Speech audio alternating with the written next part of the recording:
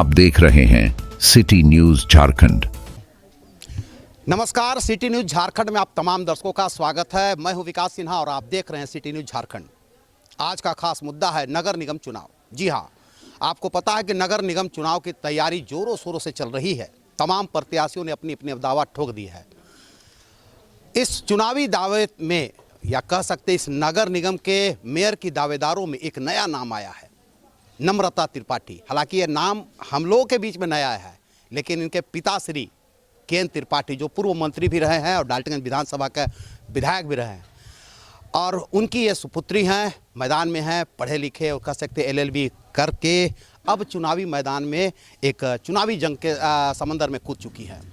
हम बात करेंगे सीधा इनसे मुद्दों की कि आखिर चुनाव का मैदान क्यों आपने, सबसे पहले तो आपका स्वागत है नम्रता जी। चुनावी मैदान क्यों, पापा का जो है कदम पे कदम नक्शे पे चलना है या फिर इस शहर को भी कुछ देना है नया चीज़, क्या करें? जी मैंने अभी जो मेरी पहले बात हो रही थी कुछ भाइयों के साथ जो आपके ही पत्रकार वो से हैं, तो हमने उनको यही कहा कि अभी परिवार में सहमति नहीं बनी है। अभी एक बार बन जाए, अभी सहमति चल रही है, एक बार बन जाए, बात बन रही है, तो अगर बन जाती है तो मैं आगे नगर निगम में वो करूँगी।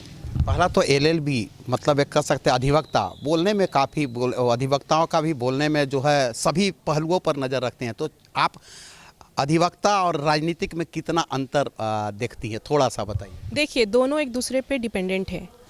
जिस तरह से आप जो कॉन्स्टिट्यूशन के अंदर आप देखेंगे एग्जीक्यूटिव, लेजिस्लेटिव और जुडिशियरी तीनों एक दूसरे से रिलेटेड हैं, तो उसी तरह से पॉलिटिक्स और एडवोकेसी एक दूसरे से रिलेटेड है। ठीक है, क्योंकि जो कानून है वो कहीं ना कहीं, कानून कहाँ से बनता है? अगर आपके जनप्रतिनिधि नहीं होंगे जो आपके लिए आवाज़ उठाएं, जो आपकी बातों को समझे, तब तक उस पर कानून पास नहीं होता है। तो दोनों एक दूसरे से रिलेटेड हैं। एक सवाल है, पापा राजनीतिक में रहे हैं, डाल्टनगंज के खासकर मंत्री भी रहे इस झारखंड के।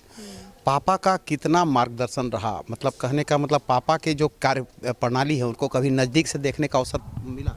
जी जिस तरह से देखिए, माता पिता का मार्गदर्शन होता है, मेरे पिताजी का भी हमेशा रहा है।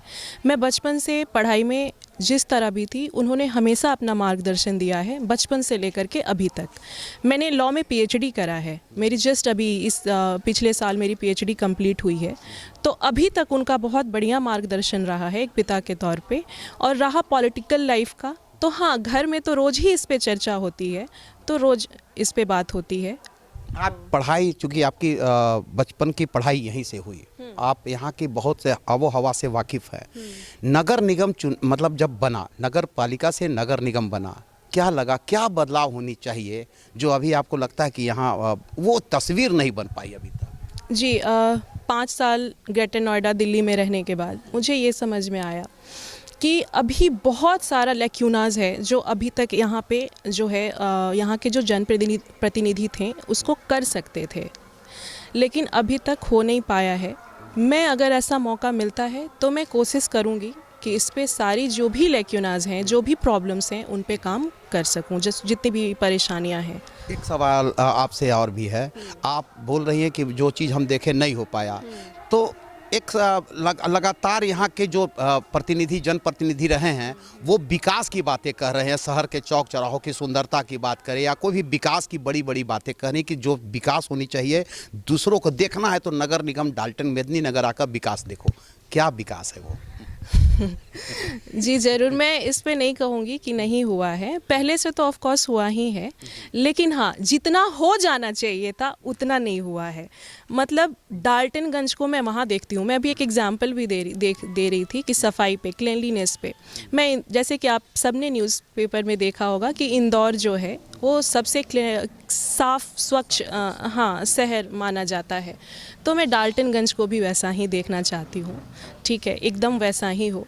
आप देखिए, नज़र उठा के आपको दिख जाएगा चौक चौराहे पे हमेशा कचरा फेंका रहता है, और पानी की किल्लत है यहाँ पे, ट्रैफिक प्रॉब्लम है, डेवलपमेंट जितना होना चाहिए ना के बराबर ही है अभी तक। तो ये सारी दिक्कतें हैं और पब्लिक सेफ्टी में मैं ज़रूर बात करूँगी। हाँ, पब्लिक सेफ्टी, अभी भी लोग रोज़ किसी को गोली मार दी जा रही है, कभी किसी को एक्सटॉर्शन किया जा रहा है, कभी थेफ्ट हो रहा है, कभी डेकॉइटी हो रही है। तो ये सारी प्रॉब्लम्स हमारे डाल्टनगंज नगर निगम में है। तो अगर मौका मिलता है तो मैं कोशिश करूँगी कि इस पे ध्यान दूँ। नम्रता जी, आपने सभी बातें कहा, आपने चौक चौराहों की सुंदरता की बात की, तो बदला है, तस्वीर बहुत ज़्यादा जो बदलनी चाहिए नहीं बदली। बात यहाँ पर बहुत सारे प्रत्याशी चुनाव के मैदान में है, अभी आ रहे हैं, आप भी नाम सुन लिए होंगे कई। आप वहाँ अपने आप को उस बीच में कहाँ देखती हैं? देखिए, सब लोग मेरे से बहुत बड़े हैं, तो उनसे तो मेरी तुलना नहीं करनी चाहिए। रही बात कि हाँ, यंग माइंड बोलते हैं ना कि यंग माइंड्स हो, तो उनकी अपनी सोच होती है डेवलपमेंट को लेकर के। तो अगर मुझे मौका मिलता है तो मैं जो भी मेरे मन में है, क्योंकि समस्याओं पे रोज़ हमारे घर में चर्चा होती है, क्योंकि पारिवारिक पृष्ठभूमि ऐसी है, तो जितनी समस्याएं हैं मैं उनका पूरा नोट है मेरे पास कि हाँ, ये समस्याएं हैं। क्योंकि आप रोज़ देख भी रहे हैं, ये मेरी जन्मभूमि है, तो मुझे पता है कि यहाँ पे क्या क्या समस्याएं हैं। तो मैं उन पे बखूबी और बहुत बढ़िया ढंग से एकदम स्ट्रक्चर बना करके अगर मौका मिलता है तो मैं उस पे काम करूँगी और बेहतर से बेहतर डाल्टनगंज को बनाने की कोशिश करूँगी। बहुत सोशल मीडिया पर बड़ा वायरल हो रहा है, बेटी बाहू पर भारी पड़ेगी, बेटी चाची पर भारी पड़ेगी। पापा का कितना समर्थन मिल रहा है और पापा का क्या मतलब दिशा निर्देश कैसा मिल रहा है? हाँ, यही पापा का भी कहना था कि जनता में तो हमारे जो कार्यकर्ता हैं और हमारी जो जनता है डाल्टनगंज की, वो तो काफ़ी तुम्हारे लिए चाह रही है। क्या तुम चाहती हो? पापा भी कह रहे थे। तो देखते हैं, इस पे बात करेंगे। हाँ, युवा पीढ़ी है, पढ़ी लिखी है, आपके ऐसा बहुत सारे युवा यहाँ लड़की लड़के होंगे। क्या युवा पीढ़ी को राजनीतिक में आनी चाहिए? क्या? जी ज़रूर आना चाहिए, क्योंकि मैंने कहा, घर से बाहर निकली, बाहर पढ़ने गई, वहाँ पे बहुत सारी ऐसी चीज़ें देखी जो हमारे डाल्टनगंज में नहीं है। तो युवा पीढ़ी सिर्फ दिल्ली और मतलब डाल्टनगंज से बाहर जाती है तो सिर्फ दिल्ली नहीं जाती है, different parts of the country और different parts of the world वो जा रहे हैं, वहाँ से बहुत सारी चीज़ें सीख के आ रहे हैं। तो वो जब यहाँ से पलायन कर जाएंगे, राजनीति के बारे में सोचेंगे ही नहीं, इसमें खड़े ही नहीं होंगे ये सोच करके कि हम तो युवा हैं, हम कुछ दूसरा कर सकते हैं, पॉलिटिक्स में आएंगे ही नहीं, तो फिर डेवलपमेंट कैसे होगा? वही पुराने लोग रहेंगे जो एक ही वो पे करते रहेंगे। तो कहेंगे, मतलब मैं एक बात कहना चाहती हूँ कि हाँ, 4 चीज़ों को गिना करके तो वो नहीं होगा। मतलब हाँ, ऐसे यंग जनरेशन को, यंग माइंड्स को आना चाहिए और बेहतर से बेहतर करके अपनी जन्मभूमि के लिए अच्छा सोचना चाहिए और अच्छा करना भी चाहिए। अंतिम सवाल है, बहुत सारे युवा पढ़ लिख करके बाहर शिफ्ट कर जाते हैं, बहुत सारे सोच है उनकी कि नहीं यहाँ पर बहुत अच्छा उनका जॉब नहीं है, बहुत अच्छा यहाँ पर पब्लिक मतलब प्लेसमेंट नहीं हो सकता, बहुत सारे बातें आ सकती है। ऐसे में उनकी युवा जो सोच है उसको कैसे मतलब आप बदलना चाहेंगे? मतलब यहाँ भी कुछ बहुत अच्छा किया जा सकता है? जी, अगर मौका मिलता है इस पे, तो अगर उनके साथ बैठने का मौका मिलेगा, उनसे बात करूंगी और उनको बात करके समझाऊंगी, क्योंकि वो ऑलरेडी बहुत समझदार हैं यहाँ के युवा। लेकिन फिर भी मैं कोशिश करूँगी कि उनसे इन मुद्दों पे बात करूँ कि देखो भाई, ये जो हमारा जन्मभूमि है इसको बेहतर करो, यहाँ से भागने की ज़रूरत नहीं है, हम इसी को रहने लायक बना सकते हैं। हमेशा यहाँ से भागते रहेंगे तो फिर ये जगह तो वैसा का वैसा ही रह जाएगा।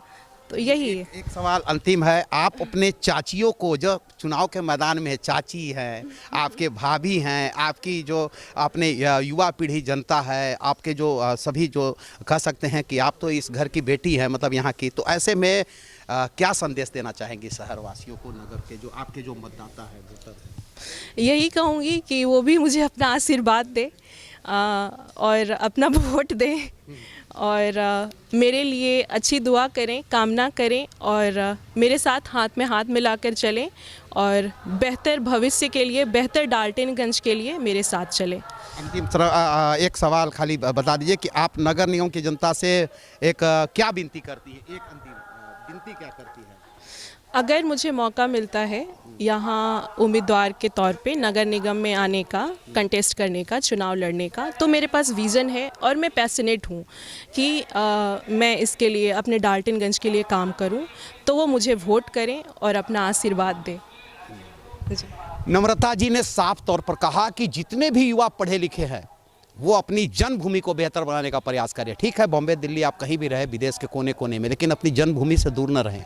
और इन्हें मौका मिलता है तो ये बेहतर से बेहतर सोच, अच्छी सोच, क्योंकि युवा है तो युवा की अच्छी सोच, अच्छे विचारधारा से ये मेदिनीनगर नगर निगम को सजाने का काम करेंगे। ये इंदौर के भी उदाहरण दिया कि इंदौर भारत की सबसे स्वच्छ सुंदर सिटी में गिना जाता है, तो क्यों ना मेदिनीनगर को इस स्वच्छ सुंदर सिटी बनाया जाए। और इसको जो चीज़ विकास होनी चाहिए वो पिछले जो है जो भी रहे हों उन्होंने वो विकास नहीं किया जितनी होनी चाहिए। हालांकि वो चाहते तो कर सकते थे लेकिन नहीं हुई।